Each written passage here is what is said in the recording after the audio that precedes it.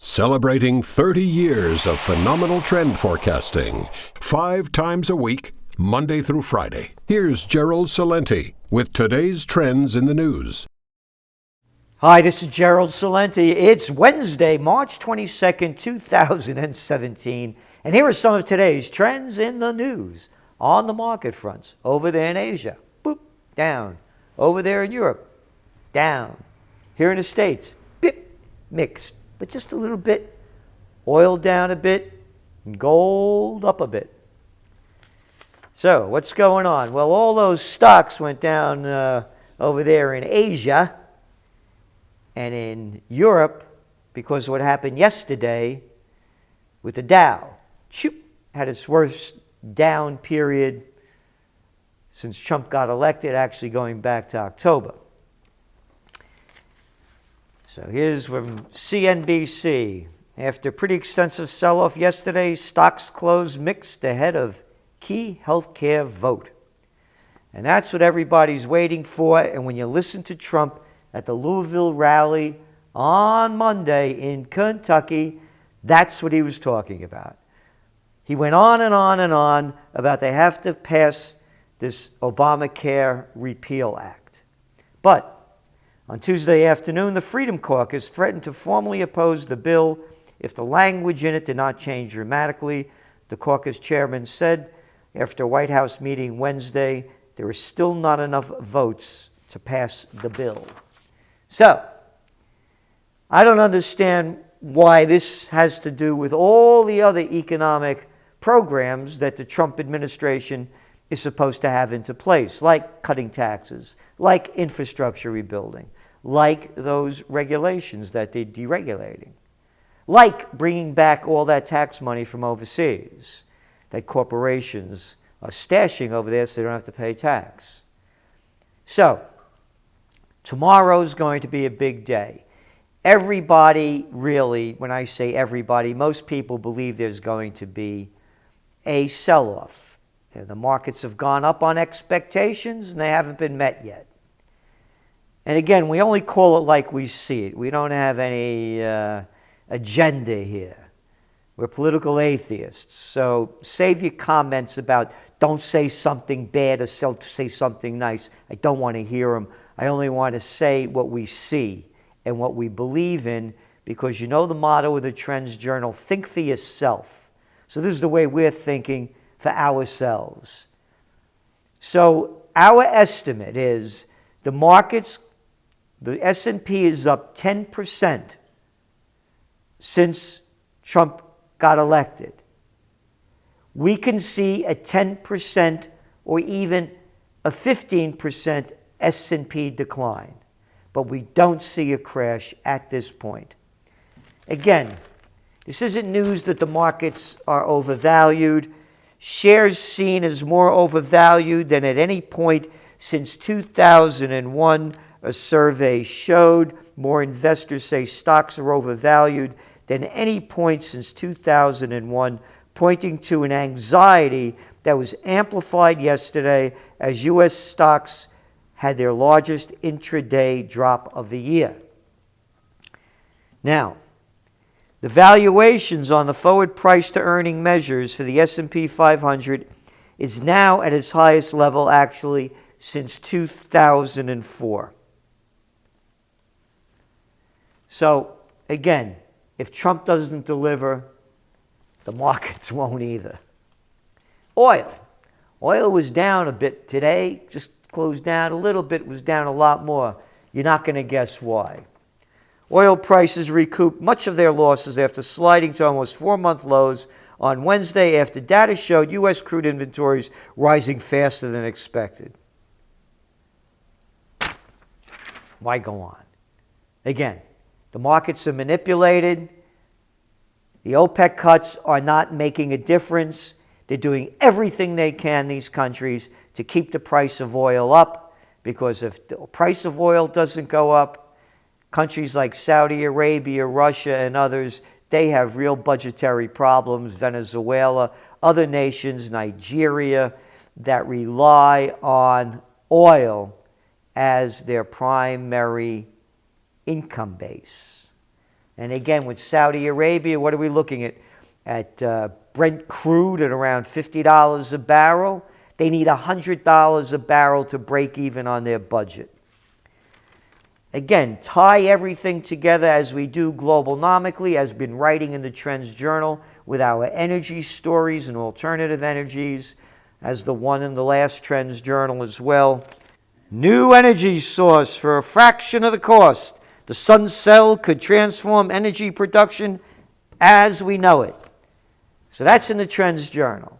Look at oil prices, look at the alternatives, and then let's look at the facts.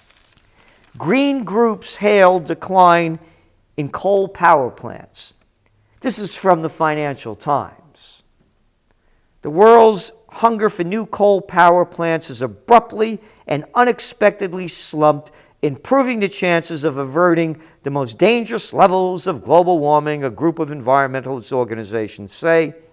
Worldwide, more coal power is now on hold than the amount that developers began building over the past year. A record amount of capacity has been shut in the past 2 years. And it goes on and on. We're going to see alternatives. And again, Trump is pumping more coal. Why not bring back dinosaurs? Because that's where you're seeing it going. Alternatives are going to bring down demand for oil and gas and coal, and at the same time, demand is down and there's too much supply. So oil prices, again, we see them in the $30 to $60 range. $30 on the worst circumstances, blowout in the Middle East, and $60 on the best circumstances, more growth. Gold. Gold climbed to a 3-week high on Wednesday as the dollar fell to a near 6-week low, and bond yields sank on uncertainty over the economic policies of President Donald Trump. That's the language they're using in the mainstream media. And that's the language we've been using since this rally began. They're going to have to produce something. So Thursday, tomorrow, is going to be a big day with that vote. Gold's rallied nearly $50 from last Wednesday's low following a less hawkish policy statement from the U.S. Federal Reserve. Again, we anticipate at least 2 more rate hikes. Again, that's minus a wild card.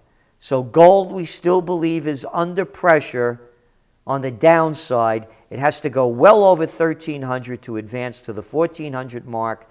When it goes over $1,400 an ounce and stabilizes strongly, then it takes off, is our forecast. We do not give financial advice. We are trend forecasters, which, as you will look in your Trends Journal to see history before it happens, it's happening right in front of your eyes. Hey, buy and sell China. Yeah, you remember that one, don't you?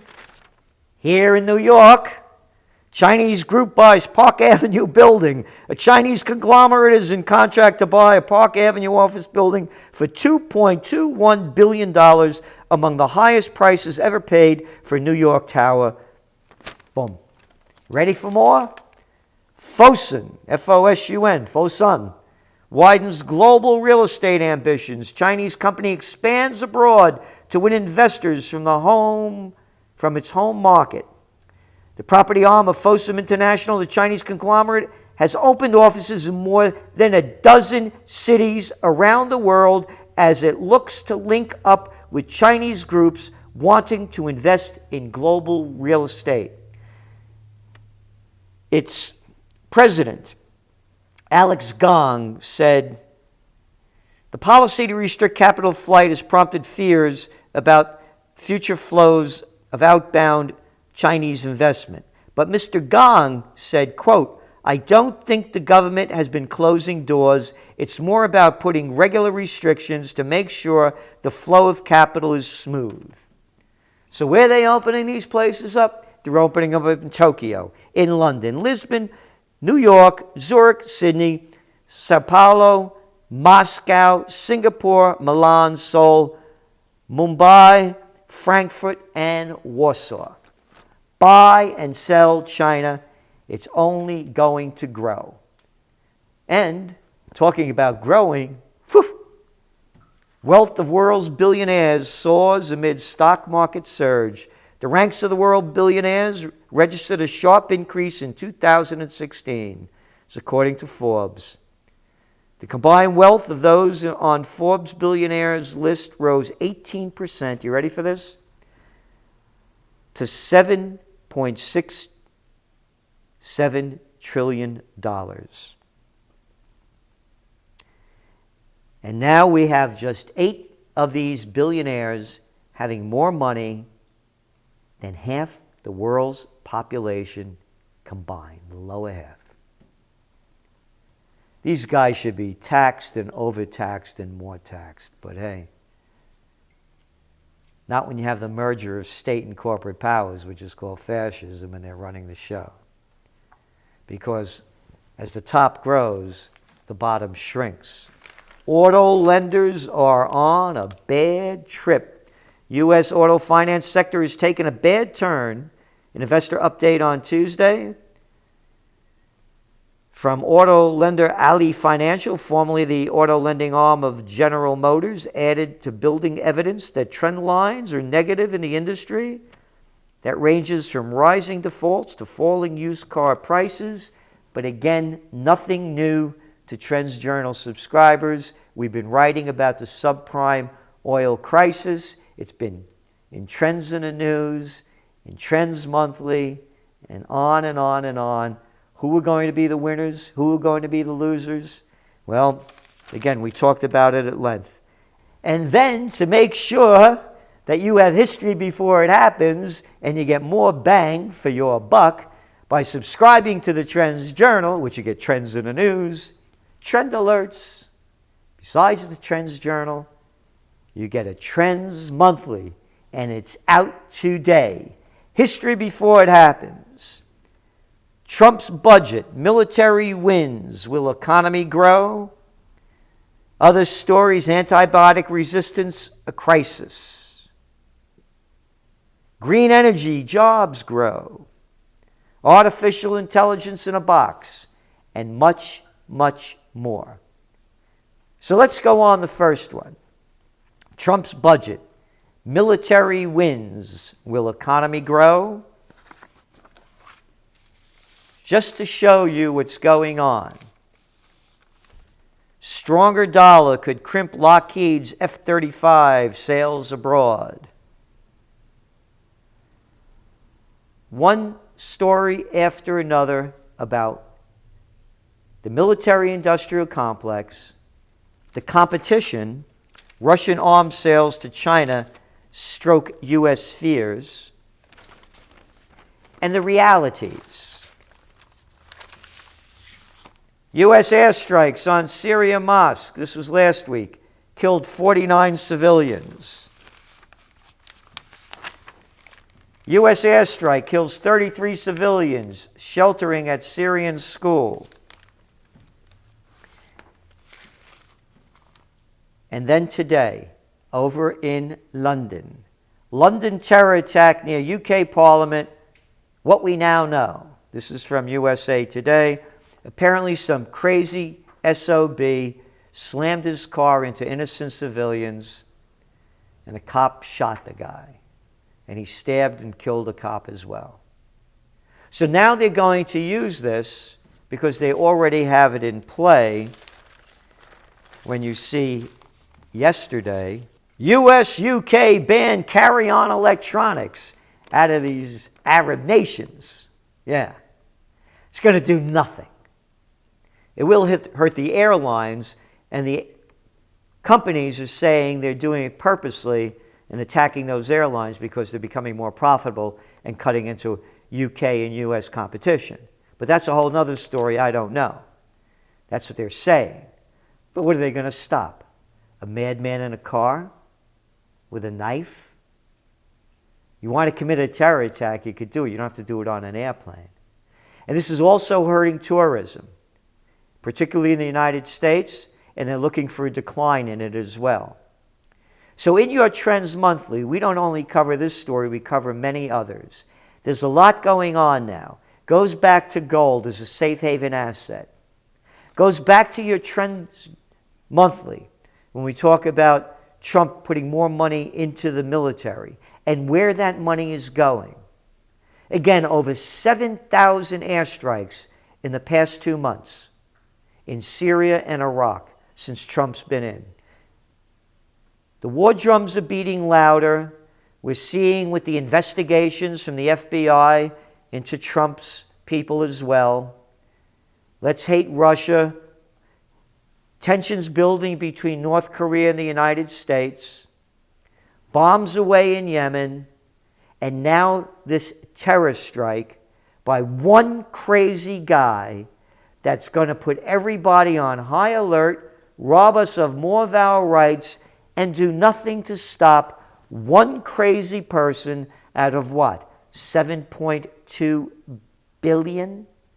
But maybe if you stop killing people around the world, we'll have peace on earth and goodwill toward men and women and even transgenders.